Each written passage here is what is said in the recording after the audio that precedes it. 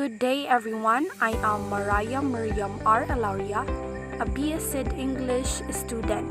Today I will be discussing the mechanics, rules, and equipments of the Filipino game called Patintero. Patintero is a popular Filipino game that pulls one in from the word go. It is also known as tubigan and has attracted the attention of many individuals all over the world.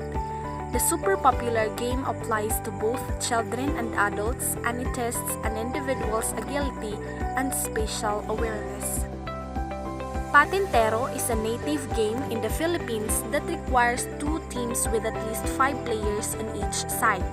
The object of the game is to block the players from the opposing team from passing. It is the best practice for hand-eye coordination and strategic thinking. Mechanics. Draw a massive rectangle on the ground using chalk for clarity and divide it into smaller rectangles depending on the number of players. The Patintero drawing involves 6 to 8 small rectangles. Second, the players should form two teams with an equal number of players, where one team plays defensive and guards and the other team against passing the lines. The two teams make up the guards and the runners. Third, the guards assign a player to the lateral line in the middle of the rectangle and the other players on each horizontal line. Fourth, the objective of the runners is to get across to one end on a big rectangle and back without being touched or tagged by a guard. Fifth, during the game, the guards should ensure that they have both feet on the ground before tagging on their opponent, otherwise it will not count. Once a runner is tagged, he or she gets out of the game. If a runner makes it across with a big rectangle and back without being touched with the butterfly fingers, they earned a point.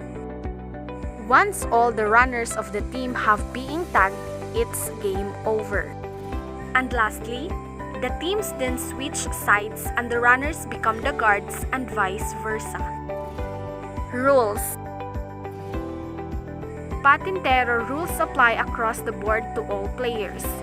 The playing court should be a rectangle of about 7.5 meter long and 5 meter wide, divided into 6 equal rectangles. The rules of Patintero Philippines are as follows. First, the game starts with a toss of coin to decide the team that becomes the passer or runner. Second, there is a time limit of 2 minutes for each team to score. Third, once the 2 minutes elapse, the two teams change sides, and the guards becomes the passer and vice versa. Fourth, the passers or runners are supposed to cross the lines from the starting point and back to earn a point. Fifth, the line guards are positioned in a vertical lines with one on the horizontal line of the grid, making sure that their feet are always on the line. Sixth, the Patintero objectives of the line guards include tagging the passers or runners with the power of butterfly hands and blocking them from passing the lines. And lastly, once a guard tags any of the passers, the line guards assume the position of the passers.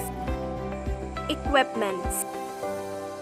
The equipments that are only needed for the game are chalk or paint, score sheet, whistle, and stopwatch.